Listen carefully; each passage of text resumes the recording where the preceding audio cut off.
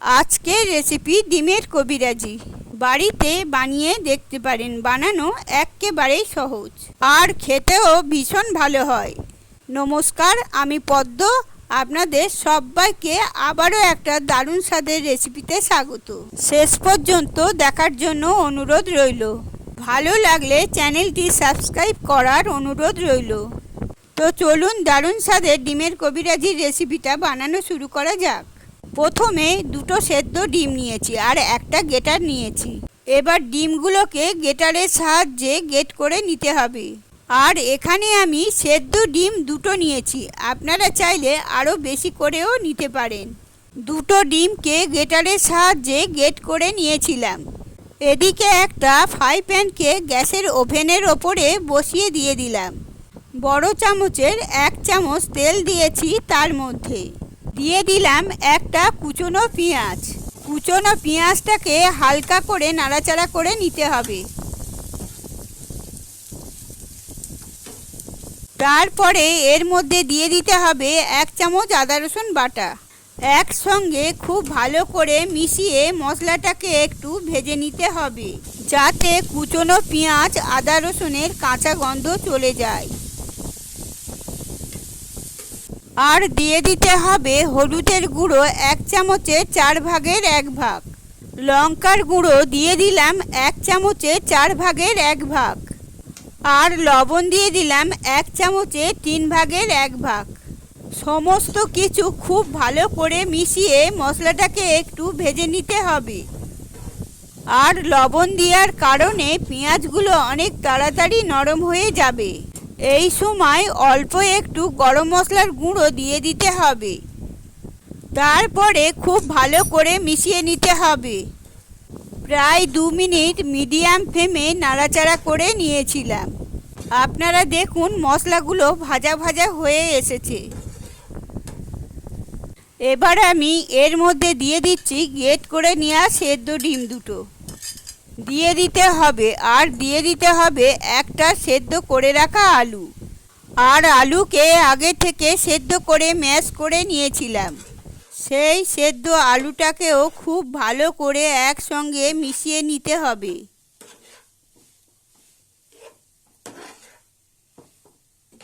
সমস্ত কিছু একসঙ্গে খুব ভালো করে মিশিয়ে নেওয়ার পরে মিডিয়াম ফ্লেমে 2 মিনিটের মতো নাড়াচাড়া করে নিতে হবে। তাহলে ডিমের কবিরাজির জন্য পুরটা রেডি হয়ে যাবে। এইভাবে মিডিয়াম ফ্লেমে 2 মিনিটের মতো নাড়াচাড়া করে নিতে হবে, যাতে একটু শুকনো হয়ে আসে। 2 মিনিট নাড়াচাড়া করে নিয়েছিলাম। এবার ফ্লেমটা অফ করে দিতে হবে। আর একটা প্লেটে করে নামিয়ে ঠান্ডা করে নিতে হবে। এবার একটা ছোট মিক্সিং বোলের মধ্যে দুটো ডিম নিয়েছি, তার মধ্যে অল্প একটু লবণ দিয়ে দিলাম। আর দিয়ে দিচ্ছি 2 চামচ কর্নফ্লাওয়ার।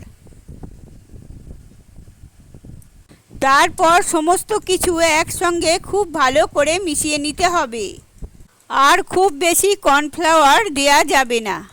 একটা ডিমের জন্য 1 চামচ কর্নফ্লাওয়ার দিতে হবে। এখানে আমি দুটো ডিম নিয়েছিলাম, তাই 2 চামচ কর্নফ্লাওয়ার দিয়েছি। খুব ভালো করে মিশিয়ে নিয়েছিলাম, কর্নফ্লাওয়ারের কোনো রকম দলাও নেই। এবার মিশ্রণটাকে এক সাইডে রেখে দিতে হবে। প্রথমে কাটলেটগুলো রেডি করে নেব। হাতে অল্প একটু তেল ব্রাশ করে নিয়েছিলাম।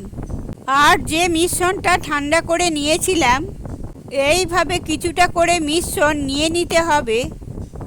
গোল বলের মতো করে বানিয়ে তারপর একটু লম্বা করে পেস্ট করে চ্যাপ্টা করে নিতে হবে।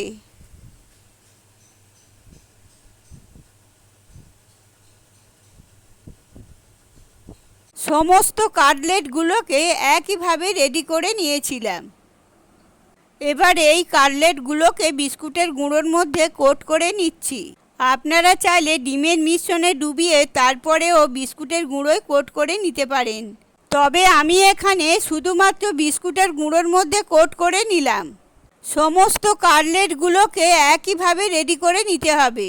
আর কাটলেটগুলো যখন রেডি হয়ে যাবে, তখন ফ্রাই প্যানে কিছুটা পরিমাণে তেল নিয়ে তেলটা গরম করে এবার সমস্ত কাটলেটগুলো দিয়ে দেব।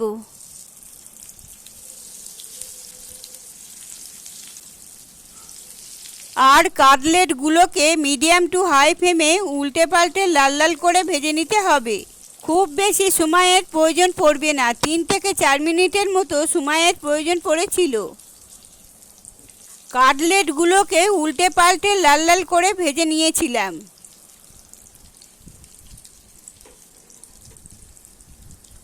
এখন সমস্ত কাটলেটগুলোকে তুলে একটি প্লেটের মধ্যে রেখে দিচ্ছি।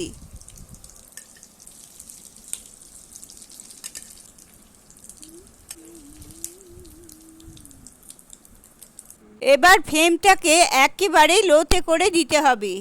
ডিম, কর্নফ্লাওয়ার ও লবণ মিশিয়ে যে মিশ্রণটা রেডি করে রেখেছিলাম সেখান থেকে অল্প করে এইভাবে মিশ্রণটা নিতে হবে। আর তেলের মধ্যে লম্বা করে দিয়ে দিতে হবে, একেবারে অল্প অল্প সুতোর মতো করে দিতে হবে। আর ফ্লেমটা লোতে রাখতে হবে, তাহলে খুব সুন্দরভাবে রেডি হবে। আর এই ডিমের কবিরাজিগুলো বানানো একেবারেই সহজ, আপনারাও বাড়িতে বানিয়ে দেখতে পারেন। আশা করি খুব সহজে বানিয়ে নিতে পারবেন। আর বাড়িতে বানালে কমেন্ট বক্সে জানাতে একেবারেই ভুলবেন না যে খেয়ে কেমন লাগলো। এবার আমি একটা কাটলেট এইভাবে রেখে দিলাম একটা সাইডে। প্রথমে এইভাবে একটু ফোল্ড করে নিতে হবে, তারপর দুটো হাতা নিতে হবে। আর দুটো হাতার সাহায্যে এইভাবে ফোল্ড করে নিচ্ছি, এতে ডিমের কবিরাজিটা খুব সুন্দরভাবে রেডি হয়ে যাবে। এবার উল্টে পাল্টে কবিরাজিটাকে লাল লাল করে ভেজে নিতে হবে, এতে দেখতে বেশ ভালো লাগবে। দারুণ স্বাদের ডিমের কবিরাজিটা একেবারেই রেডি। এখন তুলে নিয়ে একটি প্লেটের মধ্যে রেখে দিচ্ছি। আর বাকি কবিরাজিগুলোকেও একইভাবে রেডি করে নিয়েছিলাম। একটা কেটে নিয়ে আপনাদের দেখিয়ে দিচ্ছি। দেখুন দেখতে কতটা লোভনীয় হয়েছে, আর টমেটো কেচাপের সাথে খেতে দারুণ লাগে। আর এই রেসিপিটা শেষ পর্যন্ত দেখার জন্য আপনাদের অসংখ্য ধন্যবাদ। আপনারা যদি ফেসবুক থেকে রেসিপিটা দেখছেন, পেজটাকে ফলো করে নেওয়ার অনুরোধ রইল। আর ইউটিউব থেকে দেখলে চ্যানেলটি সাবস্ক্রাইব করার অনুরোধ রইল। পাশে থাকা বেল আইকনটা প্রেস করে নেবেন নতুন রেসিপির আপডেট সবার আগে পাওয়ার জন্য। তো চলুন ভিডিওটা এখানে আমি শেষ করছি। আপনারা সবাই ভালো থাকবেন, সুস্থ থাকবেন। ধন্যবাদ।